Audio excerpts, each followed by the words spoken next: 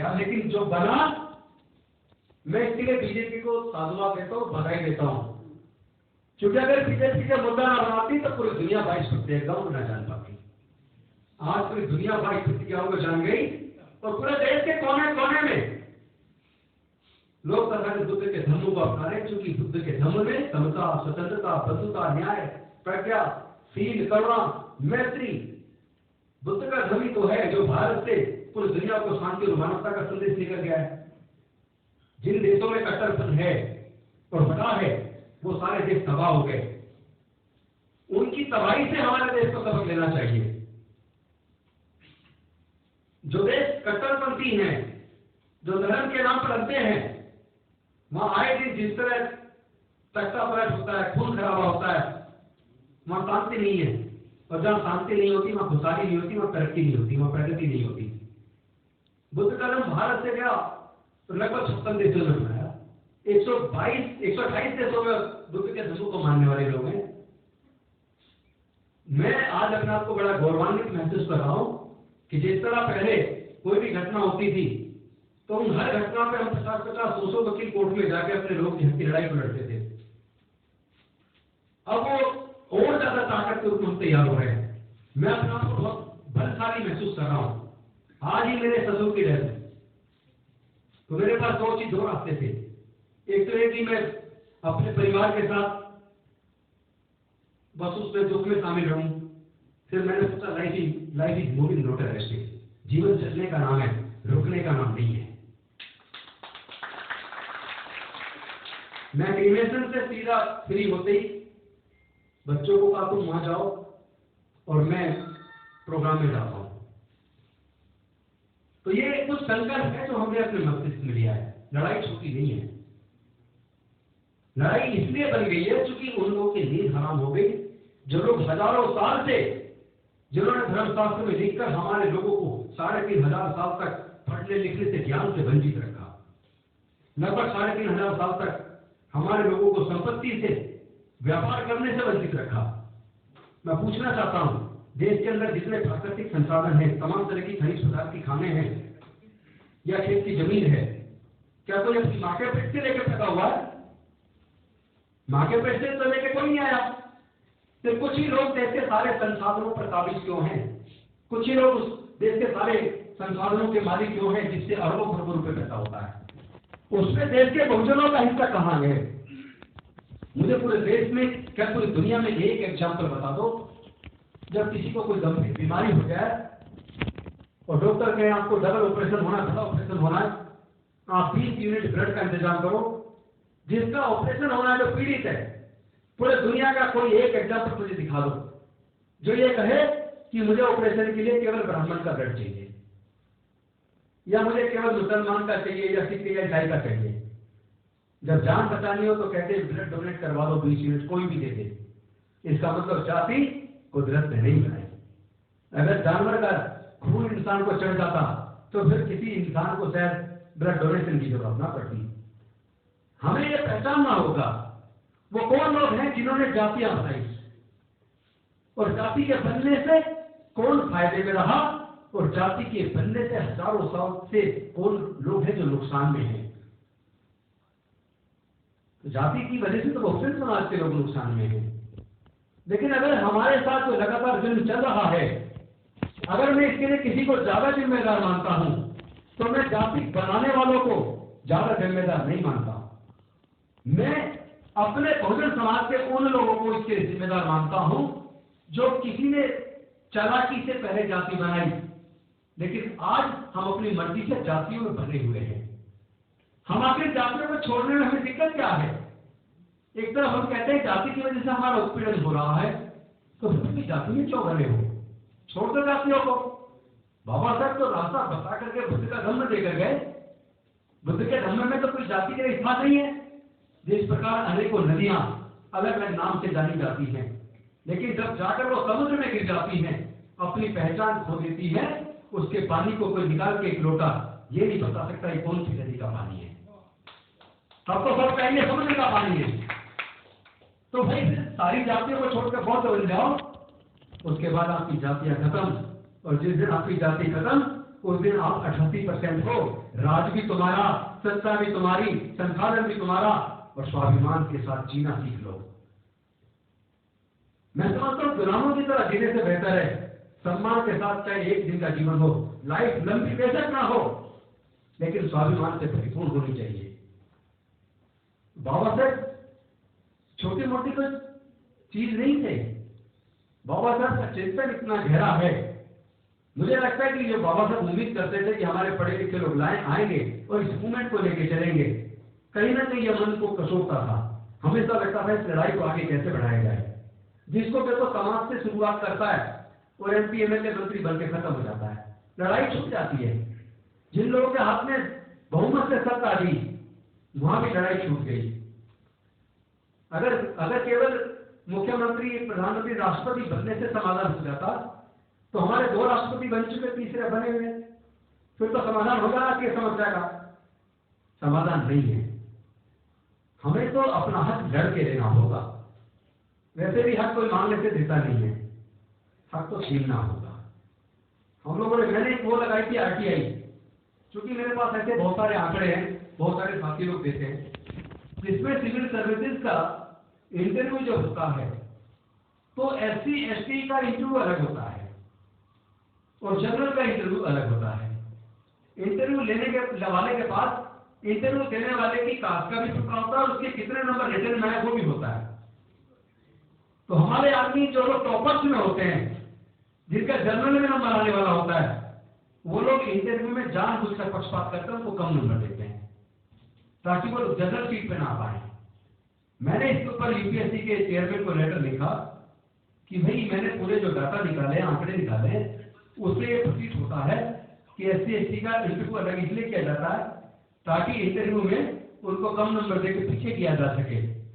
तो मेरी ये मांग है, आप इंटरव्यू में 2 काम करें। एक तो इंटरव्यू के नंबर कम कर दो, 100 नंबर कर दो, और दूसरा आप इंटरव्यू लेने वाले को इंटरव्यू देने वाले की जाति का पता नहीं होना चाहिए। ये क्यों अलग होता है SC का इंटरव्यू? आप जान के चौंक जाएंगे उसके जवाब। जानते हो उसने जवाब क्या दिया? UPSC के एडिशनल सेक्रेटरी की तरफ से जवाब आया।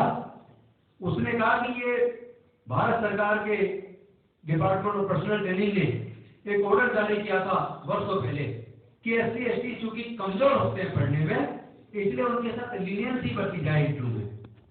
मैं आपसे पूछना चाहता हूँ कि लीनियंसी बरती जा रही है या उनके साथ पक्षपात हो रहा है, जानबूझ के उनके नंबर कम दिए जा रहे हैं? उनको जानबूझ के नंबर कम दिए जा रहे हैं। लीनियंसी कहां बरती जा रही है? जो बच्चा मेडिकल में टॉपर था एम्स में, उस बच्चे को फेल किया गया, उसको सुसाइड करना पड़ा। उसके बाद जब मुद्दा बना, उसकी कॉपी जाती गई, तो वो he was topper of that batch. मतलब जाति की वजह से इतना उत्पीड़न। एम्स हॉस्पिटल के अंदर टॉपर को फेल किया, सप्ताह के अंदर 25 बच्चे कई साल तक फेल किए गए। जब मुद्दा बना, संसद कोर्ट में गया, उनकी कॉपी बाहर जांच कराई गई, 25 के 25 बच्चे पास हो गए। कैसे देश में रह रहे हैं हम? हमारे नेताओं को ढूंढ करना चाहिए। हमारे MP और MLA क्या इसलिए बनाए थे बाबा साहब ने कि वो जाकर कुर्सी पे बैठ जाए, आंख मीच के बैठ जाए, जुबानें बंद हो जाती हैं उनकी। समाज के ऊपर होने वाले जुल्म जाति उनको दिखते नहीं है क्या? क्या उनके मन में दर्द नहीं होना चाहिए समाज के लिए? क्या समाज की लड़ाई को उनको लड़ना नहीं चाहिए? क्या संसद के अंदर समाज के मुद्दे को उठाना नहीं चाहिए? Are we truly representing our society? Indeed, no. We are not truly representing our society because we are not raising issues of our community. We are keeping mum. ये शर्म की बात है। चुप्पी साध रहते हैं लोग। विधानसभा के अंदर, संसद के अंदर ऐसे बैठ जाते हैं जैसे किसी ने कुछ चिपका दिया हो, बोलते नहीं है। भाई किसने दिया था रिप्रेजेंटेशन है, रिप्रेजेंटेशन टू दी सोसाइटी। आप अगर वहां हैं तो समाज को रिप्रेजेंट कर रहे हैं, पर क्या वास्तव में रिप्रेजेंट कर रहे हैं? धोखा तो नहीं दे रहे हैं? मुझे प्रतीत होता है लोग धोखा दे रहे हैं। ऐसे MP MLA बनने से क्या फायदा? ऐसे मंत्री भी बनकर बैठ जाए और अपने समाज की बात को भी ना कर पाए, तो ऐसे मंत्री बन के या कुछ भी पा जाए, उसका फायदा क्या है? हमारा आदमी राष्ट्रपति बनता है तो दलित राष्ट्रपति, हमारा आदमी मुख्य न्यायाधीश बनता है तो दलित मुख्य न्यायाधीश। तो ये क्या है? कौन लोग हैं वो जो हमारी अलग आइडेंटिफिकेशन बना रहे हैं? मैं समझता हूं कि आज एक तो मैं आपका आभार व्यक्त करता हूं, आपने मुझे बुलाया, और मैं आपको एक प्रॉमिस जरूर करूंगा, मैं मर सकता हूं पर झुकूंगा नहीं, किसी कीमत पर नहीं झुकूंगा। और अम्बेडकराइट होना किसी भी बड़े से बड़ी कुर्सी से अपना आपका बहुत मजबूत है, बहुत बड़ा है। कोई कितने बड़ी कुर्सी पर बैठा हो, याद रहे एक बार उसकी तुलना किसी सच्चे अम्बेडकरवादी से कर लेना, उसके सामने आपको उसका पैसा निकल जाएगा। हम लोगों ने तय किया है पूरे देश के अंदर हम अब जाएंगे। जितना पूरे दुनिया से मुझे फोन आए, पूरे दुनिया से और भारत के कोने कोने से, मुझे तो पहली बार लगा है कि दर्द तो सब अंदर छुपाए हुए थे, इस घटना के बाद वो दर्द निकल कर बाहर आ गया। किस को रोकोगे? 22% क्या देश के कोने कोने में हो रही है। कोई जीत का आगे कर रहा है तो कोई दूसरे तरीके से कर रहा है, करके गौरवान्वित महसूस कर रहा है, उसे गौरव की अनुभूति हो रही है। सोच के देखो, जिस दिन पूरा भारत बौद्ध में बनेगा, फिर से भारत दुनिया में नंबर 1 बनेगा। एक समय सम्राट अशोक के टाइम पे बौद्ध में भारत था, लेकिन म्यांमार से ईरान तक पूरा भारत बौद्ध में था। जहां खोलते हैं वहीं बुद्ध निकलते हैं। ये जो मंदिर में ढूंढते फिर रहे ना कि शिवलिंग है क्या है, मस्जिद में ढूंढ रहे हैं, मैं इनको कह देना चाहता हूं, पूरे देश के अंदर खुदाई करवाना बंद कर दो। कहीं ऐसा ना हो कि जहां खोदोगे बुद्ध निकलेंगे, केवल और केवल बुद्ध निकलेंगे। यही करवाते थे। भारत में 2200 के करीब गुफाएं हैं। 2200 के करीब गुफाओं में से 2000 से ज्यादा गुफाओं के अंदर बुद्ध नजर आते हैं, बुद्धिस्ट संस्कृति नजर आती है। तो हमारे पूर्वज बौद्ध थे। हम कोई धर्म परिवर्तन न तो करते हैं न करवाते हैं, हम केवल अपने लोगों को याद दिलाते हैं कि हमारे पूर्वज बौद्ध थे, हम लोग रास्ता भटक गए थे। अब चलो वापस अपने बुजुर्गों की सांस्कृतिक विरासत में बुद्ध के धर्म में वापसी करें। हम तो वापसी कर रहे हैं, अपने बुजुर्गों की सांस्कृतिक विरासत में वापस आ रहे हैं। भाई आप खुद सोचो, एक व्यक्ति अगर घर से निकला और अचानक रास्ता भूल गया, भटक गया और उसकी याददाश्त चली गई, चलते चलते चला जा रहा है। कल को अगर उसकी याददाश्त वापस आ जाए, उसे अपने घर का रास्ता याद आ जाए, मैं आप सब साथियों से पूछना चाहता हूँ, वो वापस तो अपने घर जाएगा या नहीं जाएगा? जाएगा ना। तो आज हमें पता चल गया हमारे पूर्वज बौद्ध थे, अब भारत बौद्ध में बन के रहेगा। क्योंकि भारत में बहुजन 88% है। 88% लोग तो वापस अपने बुजुर्गों की संस्कृति में आएंगे आएंगे, उन्हें कोई रोक नहीं पाएगा। वैसे भी आपने चिंगारी तो अब आपने लगा दी, जब आपने लगा दी तो भुगतो। जब आप जाति छोड़ने को तैयार नहीं हो, जाति की वजह से हमारी बहन बेटियों की इज्जत को कत्ल कर रहे हो, जाति की वजह से मंदिर घुसने पर, मूर्ति छूने पर हमारे लोगों की हत्या कर रहे हो, जाति की वजह से घोड़ी खरीदने पर, मूछ रखने पर, गला छूने पर हत्या कर रहे हो, तब क्या हम हिंदू नहीं होते? अगर हम हिंदू हैं तो मंदिर प्रवेश से हमारे लोगों की हत्या क्यों? अगर हम हिंदू हैं तो मूर्ति छूने पर हमारी हत्या क्यों?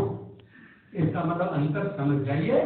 मेरे समाज के लोग अंतर समझने लगे हैं और जिसकी समझ आ रहा है वही बुद्ध की ओर चल पड़ा है। जिसके समझ आ रहा है वही बुद्ध की ओर चल पड़ा है। तो मैं एक लाइन गा के आपको आह्वान करूंगा, अब तो चलो बुद्धि की ओर, मिशन जय भीम बुलाता है, भीम बुलाता है, मिशन जय भीम बुलाता है। अब तो चलो बुद्ध की ओर, मिशन जय भीम बुलाता है, भीम बुलाता है, मिशन जय भीम बुलाता है। अब तो चलो बुद्ध की ओर, मिशन जय भीम बुलाता है।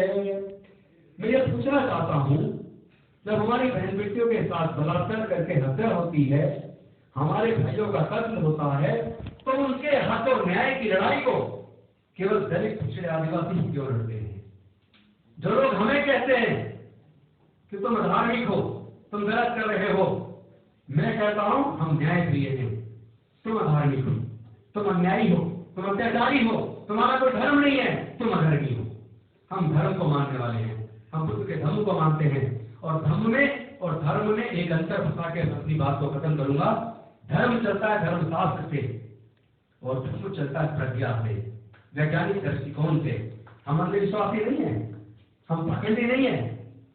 हम किसी जादू टोने में भरोसा करते हैं और ना ही किसी अंधविश्वास और पाखंडवाद में भरोसा करते हैं। हम तो यथार्थ में भरोसा करते हैं, हम तो वैज्ञानिक दृष्टिकोण से चलने वाले लोग हैं।